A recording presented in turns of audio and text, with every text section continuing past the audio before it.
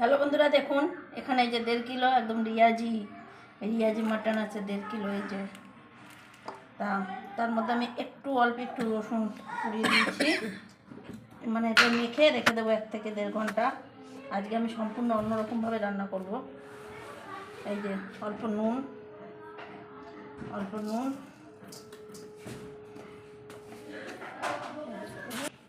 এই যে অল্প হলুদ গুঁড়ো, এখানে যে 150 গ্রাম টক দই আছে, এই টক দইটা দিয়ে দিলাম।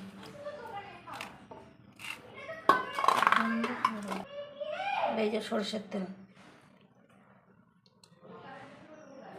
এবার এটা মেখে 1 থেকে 1.5 ঘন্টা রেখে দেবো। দেখুন কত সুন্দর করে মেখে রেখে দিয়েছি। এবার এটা 1 থেকে 1.5 ঘন্টা আমি মেখে রেখে দেবো। আর যে সম্পূর্ণ আলাদাভাবে রান্না করব। দেখুন আলু লাল লাল করে ভাজা হয়ে গেছে, এবার তুলে নিচ্ছি। একদম লাল লাল করে ভেজে নিয়েছি। ওই আলু ভাজার তেলেই এই যে পেঁয়াজ ছেড়ে দিলাম।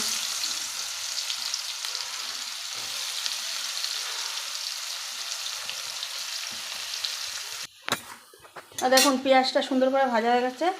এবার এই যে মেখে রাখা মাটনটা দিয়ে দেবো।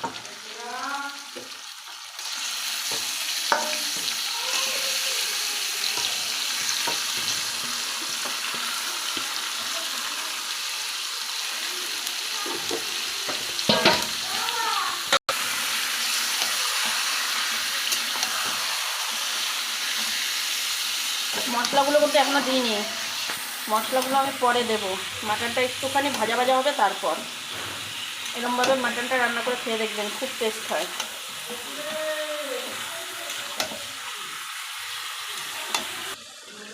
এবার ঢেকে দেব। দেখুন আমি মাঝে দিয়ে থালাটা একবার নামিয়ে নেড়ে দিয়েছি। আর এই যে দেখুন একদম ভাজা ভাজা হয়ে তেল ছেড়ে দিয়েছে। এইবার আমি একে একে মশলাগুলো দিয়ে দেবো। প্রথমে দেবো এই যে থেতো করা রসুনটা, এটা দিয়ে আগে একটু ভালো করে কষিয়ে নেব। রসুন দিয়ে ভাজা ভাজা হয়ে গেছে। এবার আদা আর জিরে বাটাটা দেবো।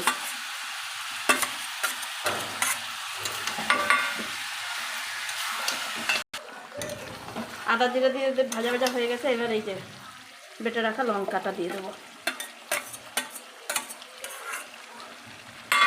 আর বেটে রাখা লঙ্কা আর এই হলুদ একসাথে দিয়ে দেবো। আগে যেহেতু হলুদ দিয়েছি তাই এখন অল্প হলুদ দেবো, ব্যাস। আর অল্প নুন, ব্যাস।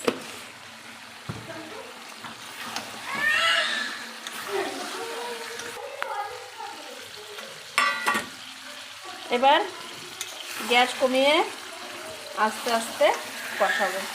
দেখুন কালারটা দেখুন।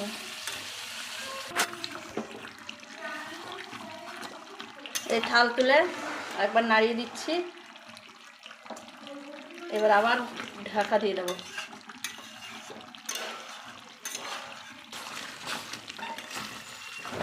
দেখুন বন্ধুরা এখনো কষানো হয়নি, এখনো দেরি আছে। আমি কিন্তু প্রেশারের সিটি দেবো না, কষিয়ে কষিয়ে কষাতেই নরম হয়ে যাবে একদম।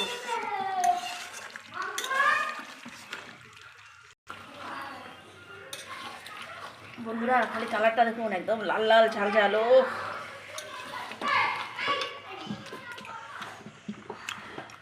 এই যে জল ফুটিয়ে রেখেছিলাম, সেই ফুটানো জল।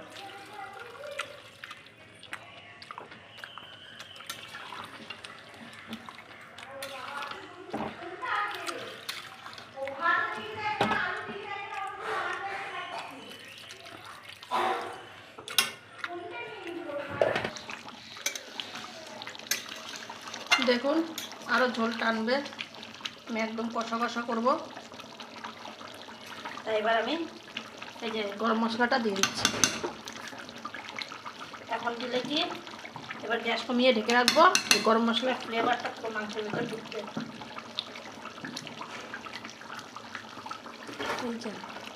এবার গ্যাস কমিয়ে পুরো ঢেকে রাখবো।